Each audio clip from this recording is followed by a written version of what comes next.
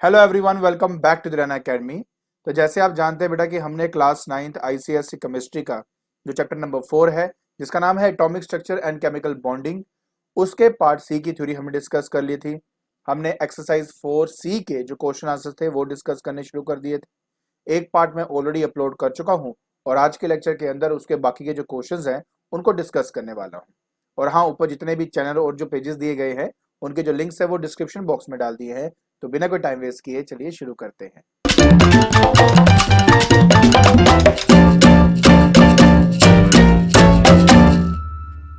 देखिए बेटा, सबसे पहला क्वेश्चन आपके पास आता है कि magnesium 1224 and magnesium 1226 are symbols of two isotopes of magnesium. Number one, compare the atoms of these isotopes with respect to the composition of their nuclei. देखिए बेटा, सबसे पहली बात यह है कि अगर मैं एक न्यूक्लियाई के बारे में बात करता हूं तो ऑलवेज रिमेंबर वन थिंग कि इसके अंदर बेटा प्रोटॉन्स होते हैं और न्यूट्रॉन्स होते हैं। ठीक है। अ, ये जो आपका नीचे वाला नंबर है ना, इसको हम कहते हैं एटॉमिक नंबर। और ये एटॉमिक नंबर आपके नंबर ऑफ प्रोटॉन्स को रिप्रेजेंट करता है।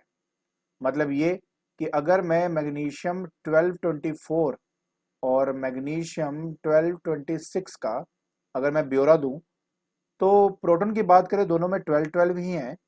लेकिन अगर मैं नंबर ऑफ न्यूट्रॉन्स के बारे में बात करूं तो इनको सब्ट्रैक्ट करना होता है। तो 24 माइनस 12 12, 26 माइनस 12 14। तो कहने का मतलब है कि जो सेकंड वाला है उसमें नंबर ऑफ न्यूट्रॉन ज़्यादा है एज कम्पेयर टू हमारे नंबर ऑफ प्रोटॉन्स। ठीक है। तो ये तो हो गया कॉम्पोजिशन न्यूक्लियर के बारे में। अब हम बात करते हैं इनके इलेक्ट्रॉनिक कन्फिग्रेशंस की। देखिए, इलेक्ट्रॉनिक कन्फिग्रेशन इनके एटॉमिक नंबर पर डिपेंड होता है। क्योंकि इन दोनों का एटॉमिक नंबर सेम है, इसलिए इनकी जो इलेक्ट्रॉनिक कन्फिग्रेशन है वो एग्जैक्टली क्या होगी, आपकी सेम होगी। सो क्योंकि दोनों में ही एटॉमिक नंबर 12 दिया है तो 2 8 and 2 is the electronic configuration for magnesium 1224 and magnesium 1226। ये हमारे पास हो गया। अब हम बात करेंगे बी पार्ट की। Give reasons why the two isotopes of magnesium have different mass number. Of course, it is due to the different number of neutrons in their nucleus in their nucleus। ठीक है। तो इसी वजह से बेटा हमारे पास क्या है, हमारे पास जो बेसिकली दो तरह के जो आइसोटोप्स हैं इनके डिफरेंट क्या है, मास नंबर है। इलेक्ट्रॉनिक कन्फिग्रेशन सेम है एंड नंबर ऑफ प्रोटॉन्स उनके सेम है। जो फर्क है वो सिर्फ उनके नंबर ऑफ न्यूट्रॉन्स पे है। आई होप आपको ये वाला क्वेश्चन समझ में आ गया होगा। चलिए अब हम अपना नेक्स्ट क्वेश्चन देखते हैं। अब हमने बात करनी है बेटा अपने क्वेश्चन नंबर 14 की। एंड क्वेश्चन नंबर 14 में कहता है कि what are nucleons and how many nucleons are present in phosphorus and draw its structure. देखिए, सिंपल सी बात है और बहुत आराम से बेटा हम इसको कर सकते हैं। पहली बात, नंबर ऑफ न्यूक्लियॉन्स का मतलब होता है the particles which constitute the nucleus are called nucleons. आपको मैं लिख के दे देता हूं यहाँ पे, that is particles which constitute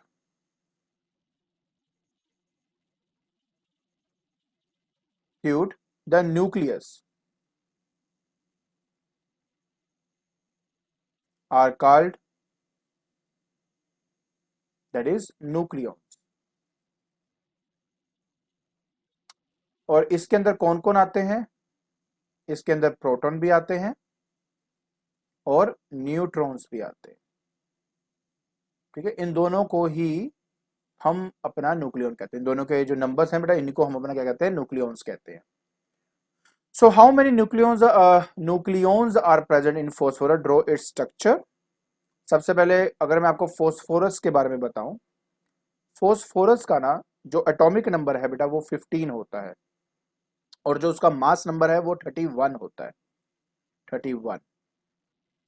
अगर कोई मुझे पूछता है कि इसमें number of how many nucleons are present, right, तो ये जो ऊपर नंबर आप देख रहे हो ना बेटा, जो कि आपका मास नंबर है, ये मास नंबर ही एक्चुअली में नंबर ऑफ न्यूक्लियस को बताता है।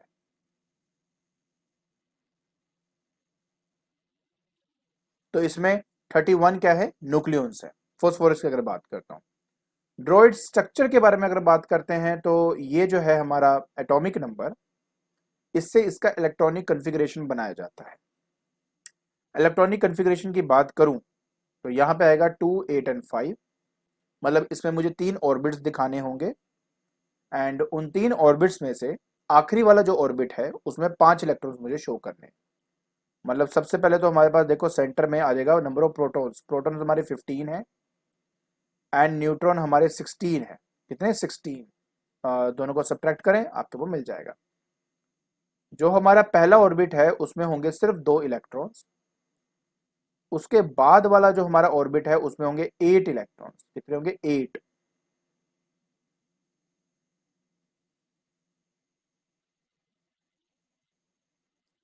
और उसके बाद एक आखिरी जो हमारे पास ऑर्बिट होगा, जो शेल आप अगर आप कहना चाहें, जो आखिरी वाला होगा उसमें 5 होंगे बेटा। 1 2 3 4 और 5। ये हो गया बेटा इसका स्ट्रक्चर।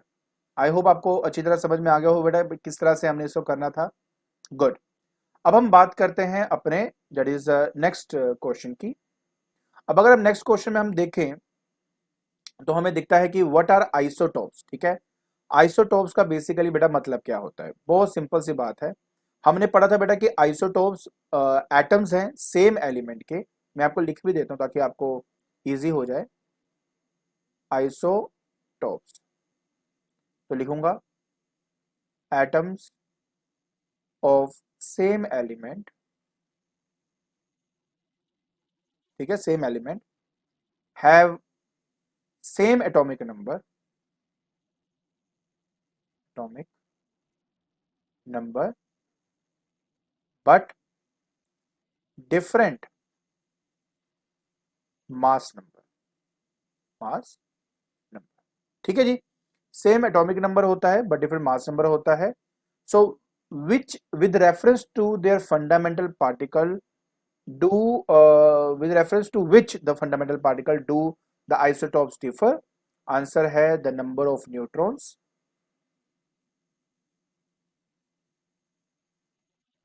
ठीक है, नंबर ऑफ न्यूट्रॉन सब में डिफरेंट होने की वजह से हमारे ये जो आइसोटोप्स हैं बेटा ये हमारे डिफरेंट होते हैं। Give two uses of isotopes. देखिए आप अच्छी तरह जानते हैं आइसोटोप्स के बेटा कई सारे यूजेस हैं। उनमें से अगर आपको अच्छी तरह याद हो तो याद है आपको कि मैंने आपको कहा था कि कुछ आइसोटोप्स आपके रेडियो एक्टिव होते हैं, जैसे कि कोबाल्ट की अगर बात करो। ठीक है ना, isotope of cobalt, isotope of cobalt, इसका तो यूज होता था for the treatment of cancer,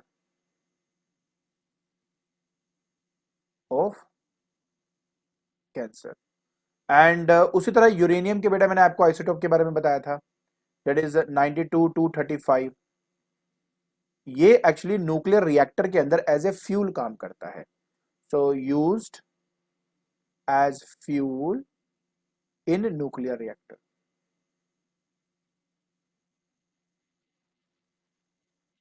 ठीक है, सो बेटा ये आपके यूज हो गए, ये आपका बी पार्ट का आंसर और ऊपर उसका डेफिनेशन है।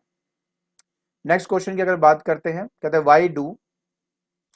why do chlorine 1735 and 1737 have the same chemical properties? देखिए बेटा because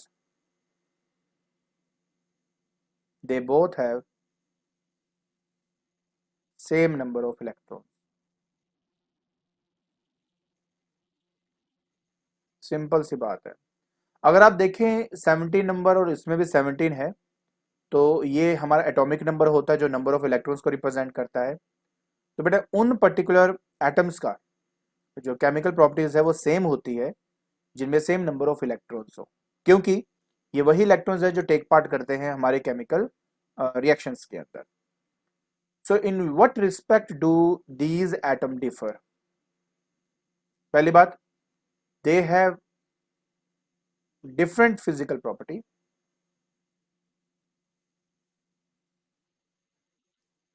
physical property because they have different number of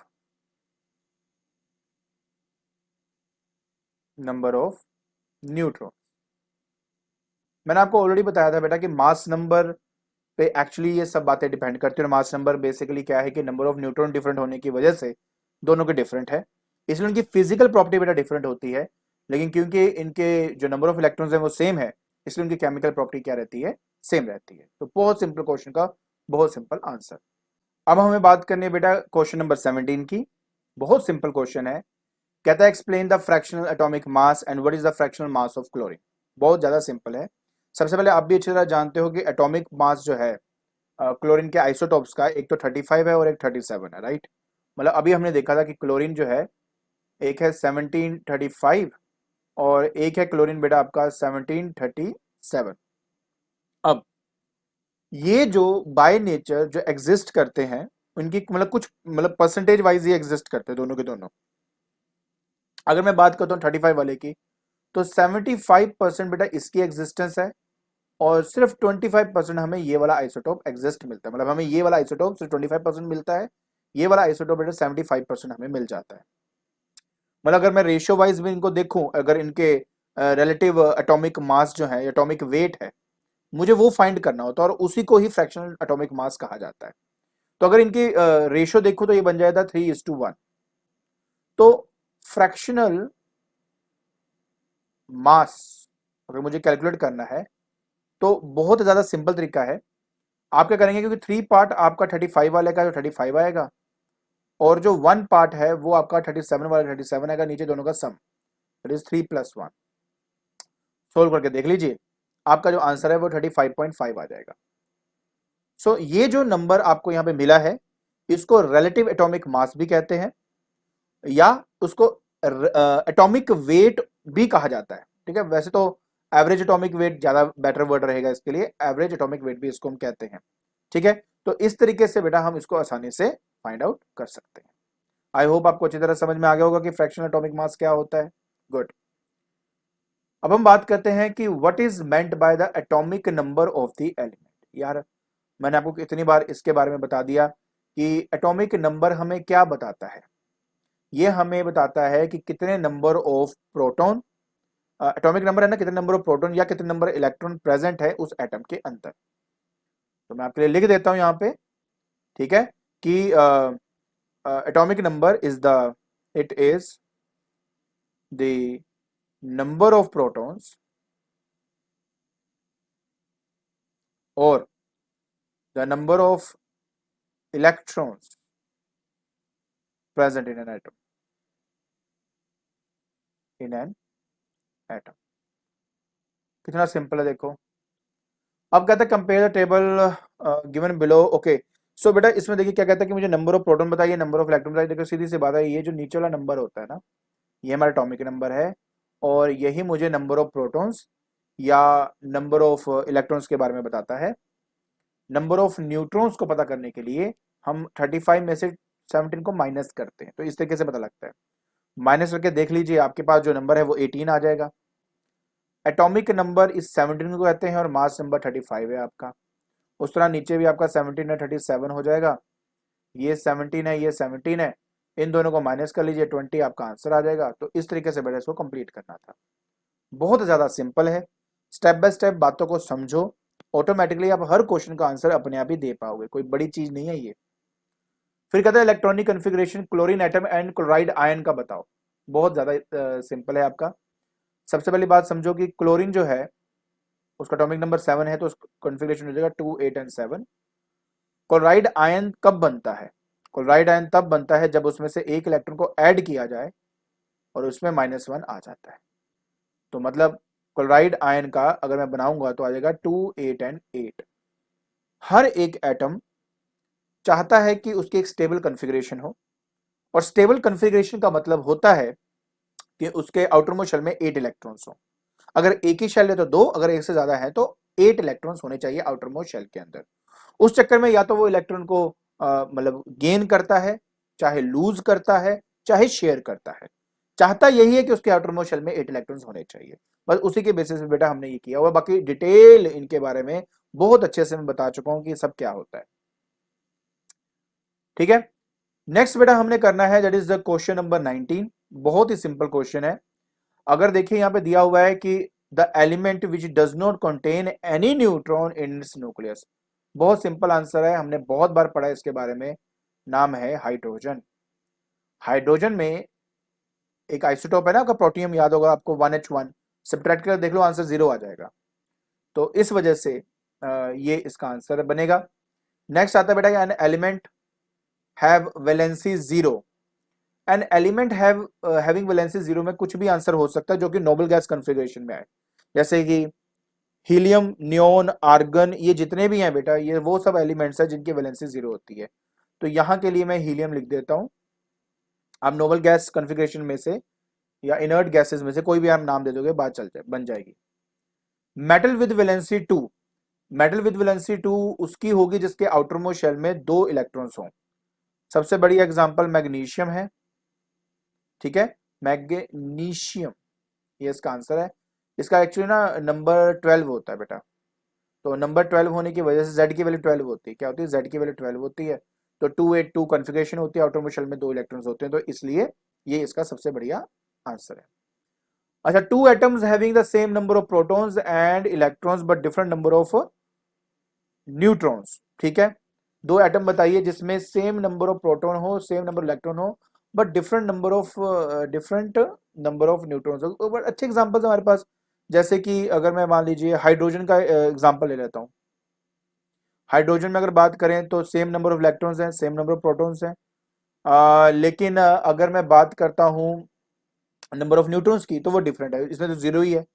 carbon की अगर मैं बात करता हूँ तो उसमें भी 6 एंड 14 वाला कंसिडर करूंगा, क्योंकि सब्ट्रैक्ट करूं तो मेरा आंसर 8 आना चाहिए।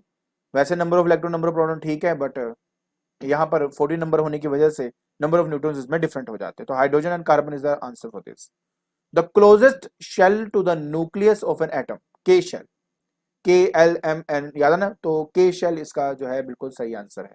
बहुत सिंपल, आराम से आप ये कर सकते थे, ठीक है। अब नेक्स्ट क्वेश्चन अगर आप ध्यान से देखें तो क्या बोल रहा है बेटा आपका, वो कहता है the physical property of isotopes are different. भाई क्यों? Because they have different number of neutrons. यहां पर लिख देता हूं, because they have different number of neutrons, thus have different mass number, different mass number। Simple question का simple जवाब दीजिए। Argon does not react because of stable configuration. मैं यहां पे ना अलग से लिख देता हूं नीचे, because of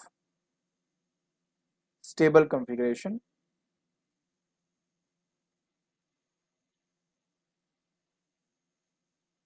that is having 8 electrons in the outermost shell।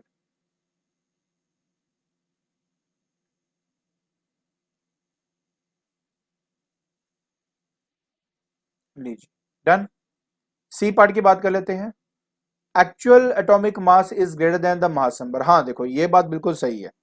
हमेशा याद रखें कि जब भी हम कोई मास नंबर की बात करते हैं ना, है ना, वो एक्चुअली में एटॉमिक मास यूनिट की अप्रोक्सीमेशन में लिया जाता है, ठीक है।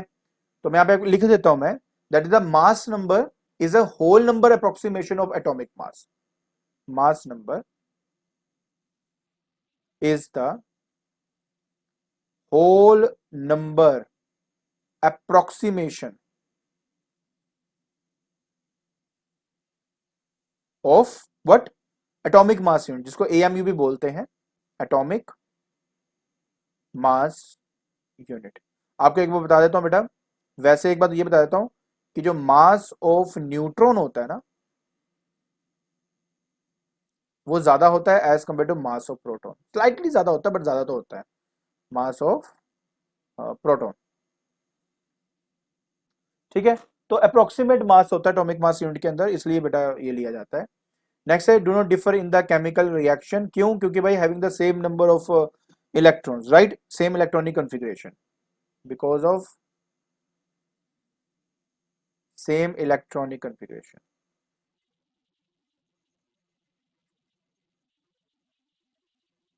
अगर आप लोगों ने मेरी वीडियो को अच्छी तरह देखा है, समझा है, देखा तो चलो ठीक है, अगर अच्छी तरह समझा है तो आई डोंट थिंक कि आपको इन क्वेश्चन में कोई भी प्रॉब्लम आ रही होगी, आराम से आप ये कर सकते हो, ठीक है ना।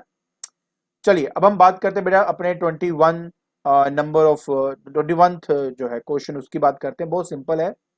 तो सबसे पहली बात हम करेंगे कि एटॉमिक नंबर 7 है, मास नंबर 14 है। वैसे तो ये नाइट्रोजन को रिप्रेजेंट कर रहा है। इलेक्ट्रॉनिक कन्फिग्रेशन आपका है 18। ये हो गया helium neon argon, argon number है ये।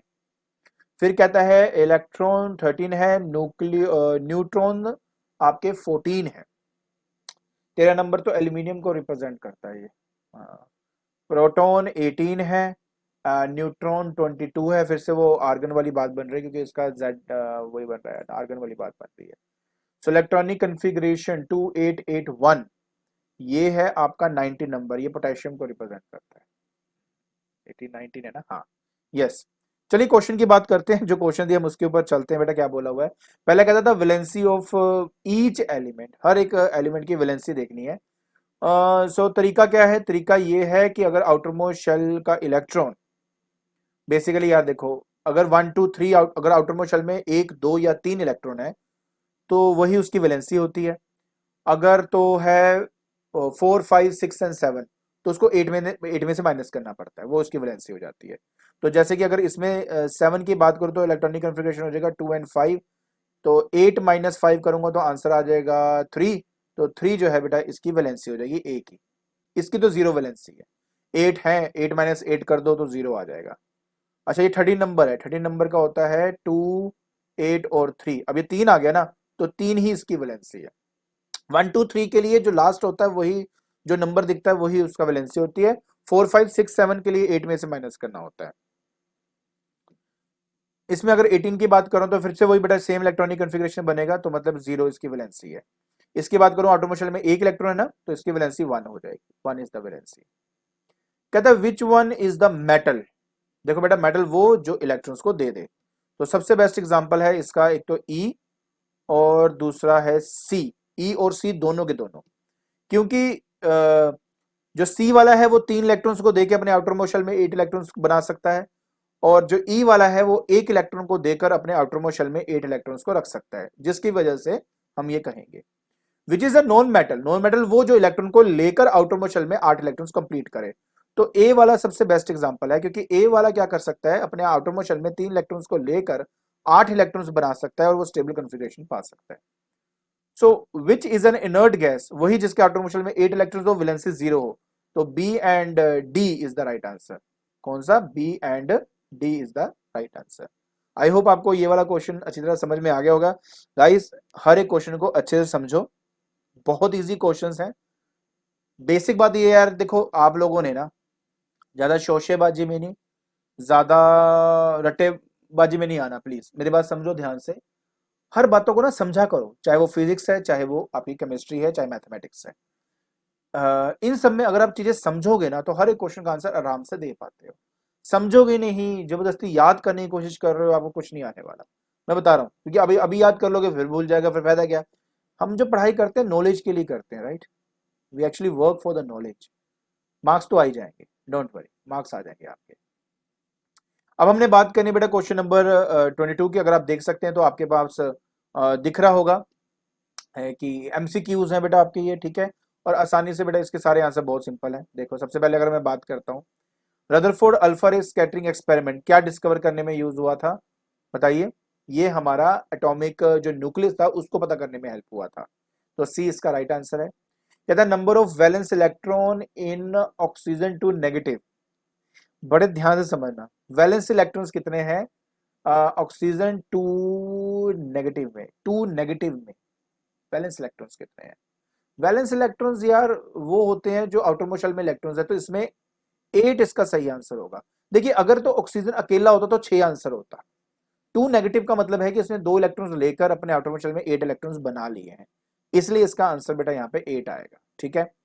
Which of the following is the correct electronic configuration of potassium. Potassium, potassium का जो नंबर होता है बेटा 19 होता है, तो ये इसका सही आंसर है। है ना इजी? अरे बहुत इजी है, क्या बात कर रहे हो। नेक्स्ट आता है बेटा, the mass number of an atom whose unipositive ion have 10 electrons and 12 क्या है हमारे पास, neutrons. Unipositive ion, unipositive ion एक ऐसा, यार सिंपल सी बात बताओ, इन दोनों को ऐड करो पहले, तो ऐड करेंगे तो हमारा आंसर आ जाएगा 22। ठीक है, तो mass number of an atom whose unipositive ion. अच्छा हाँ, एक बात और भी है, एक बात और भी है, एक ऐसे एटम होता है जो उसका यूनिपॉजिटिव आयन है था। पता है यूनिपॉजिटिव का मतलब क्या होता है, पता है आपको? यार यूनिपॉजिटिव वो होता है जिनमें से एक इलेक्ट्रॉन को पहले निकाल दिया हो, और जब एक इलेक्ट्रॉन को निकाल दिया उसके बाद जाके आपका 10 इलेक्ट्रॉन्स बन रहे हैं, उससे मेरे नंबर ऑफ न्यूट्रॉन्स में कोई फर्क नहीं पड़ता। मैं तुम्हें बताता हूँ क्या आप बोलना क्या चाहता हूँ। एक्चुअली ये बात ना सोडियम की हो रही है यहाँ पे, 23 इसका सही आंसर बनेगा। सोडियम की क्यों हो रही है? क्योंकि सोडियम जो है ना, Na, उसका नंबर जो होता है 11, ऊपर है 23। अगर मैं इसकी इलेक्ट्रॉनिक कॉन्फ़िगरेशन बनाऊं तो बनता है 2 8 एंड 1। अगर इसमें से एक इलेक्ट्रॉन निकाल दूं तो ये बन जाता है Na पॉजिटिव। अब ये बन गया ना यूनि पॉजिटिव, यूनि मतलब सिंगल। और नंबर ऑफ वैलेंस इलेक्ट्रॉन कितने रह गया, टोटल नंबर ऑफ इलेक्ट्रॉन्स कितने रह गए आपके, 10 इलेक्ट्रॉन्स हो गए। और नंबर ऑफ न्यूट्रॉन्स अभी भी बेटा इसमें क्या है, that is number of neutrons इसमें हो जाएंगे आपके, दैट इज 12। 12 क्यों? देखिए अगर आप इनको माइनस करें आपस में, 23 माइनस 11 करें तो क्या आ रहा है आपके पास, 12 बन रहा है ना आपका, इसलिए ये इसका नंबर है, दैट इज 23। तो 23 इसका राइट आंसर है, 23 इसका राइट आंसर है। ठीक है, तो इस तरीके से आपने इन क्वेश्चन के आंसर देने थे। ये अच्छा क्वेश्चन है डी वाला, थोड़ा ध्यान से देखना, गलती ना हो जाए। अब हमें बात करने बेटा 23rd क्वेश्चन की। कहता है explain the octet rule for the formation of the chemical compound. Compound की स्पेलिंग गलत है बट कंपाउंड है। एंड बी है the duplet rule for the formation of hydrogen. देखिए यार मैं बहुत बार आपको ये चीज एक्सप्लेन कर चुका हूँ, आप चाहें तो मेरी वीडियोस में देख सकते हैं, पिछली जितनी भी मैंने अपलोड करी है। ऑक्टेट रूल वो होता है बेटा कि कैसे भी करके अपने आउटर मोस्ट शेल में 8 इलेक्ट्रॉन्स लेके आने हैं, that is the octet rule. And duplet rule ये होता है कि अगर आपके पास एक ही शेल है ना, तो आउटर मोस्ट शेल में 2 इलेक्ट्रॉन्स होने चाहिए, मतलब एक ही शेल है तो उसमें 2 ही इलेक्ट्रॉन्स आपके होने चाहिए। तो इससे क्या होता है कि वो जो एटम है अपने आप को स्टेबल करते हैं। हाइड्रोजन के केस में क्या होता है कि उनके एक ही इलेक्ट्रॉन्स है। ठीक है, अब अगर मान लीजिए मेरे पास एक ही इलेक्ट्रॉन्स है, अगर वो 2 हाइड्रोजन एटम एक दूसरे के साथ अपने इलेक्ट्रॉन्स को शेयर कर ले तो ऑटोमेटिकली दोनों के बाद 2-2 इलेक्ट्रॉन्स हो जाएंगे। तो इससे क्या होता है, इनका लॉ ऑफ जो डुप्लेट है वो कंप्लीट होता है और वो दोनों स्टेबल बन जाते हैं। अगर मैं सोडियम क्लोराइड की बात करता हूँ, फॉर एग्जाम्पल मान लो मैं सोडियम क्लोराइड ले लेता हूँ इस केस में, तो सोडियम क्लोराइड के अंदर क्या है, मैं अगर आपको बड़ा सिंपल सा बात बताता हूँ। सोडियम एंड क्लोराइड, इसमें 17 है, इसमें 11 है, इसका कॉन्फ़िगरेशन 281 है, इसका है 287। तो इसको एक इलेक्ट्रॉन चाहिए, इसके बाद एक इलेक्ट्रॉन एक्स्ट्रा पड़ा है, तो अगर ये इलेक्ट्रॉन इसको दे दे तो क्या होगा, ऐसा करने से क्या होगा, इसके आउटर मोशन में 8 हो जाएंगे, इसके भी 8 हो जाएंगे, दोनों स्टेबल हो जाएंगे, तो बात बन जाएगी। बस यही लॉ ऑफ ऑक्टेट है। लेकिन जब ये देगा अपना इलेक्ट्रॉन तो ये बन जाएगा Na पॉजिटिव, और क्योंकि ये इलेक्ट्रॉन लेगा तो बन जाएगा -1, ये +1 है -1। अब एक पॉजिटिव आयन एक नेगेटिव आयन, इनके बीच में लगती है फोर्स ऑफ अट्रैक्शन, उस फोर्स की वजह से इनके बीच में बॉन्ड क्रिएट होता है, इसको आयनिक बॉन्ड कहते हैं, और ये स्टेबल एक कंपाउंड आपका तैयार हो जाता है। तो इस तरीके से यार बड़े आसानी से आप इसका आंसर दे सकते हो। बट एट द एंड आपने ये समझाना है इनको कि इनका एक स्टेबल कॉन्फ़िगरेशन चाहिए होता है, इलेक्ट्रॉनिक कॉन्फ़िगरेशन, एंड मतलब ये कि आउटर शेल में 8 इलेक्ट्रॉन्स हो। एग्जांपल सबसे बढ़िया है आपका सोडियम क्लोराइड, उसके बेसिस पे आप इसको समझा सकते हो। ठीक है, इजी है यार, कोई दिक्कत नहीं है। चलिए आगे चलते हैं। अब हमारे पास आता है बेटा that is question number, that is 24 question को ध्यान से देखते हैं। कहते हैं complete the following table that is relating to the atomic structure of the same atoms. Easy है, lithium, chlorine, sodium, aluminium and sulphur, ये सब आपको ऑलरेडी यहाँ पे दिया हुआ है। ठीक है, सबसे पहले कहता है कि नंबर ऑफ न्यूट्रॉन्स बताओ जी कितने हैं इसमें, तो दोनों को सब्ट्रैक्ट कर दीजिए।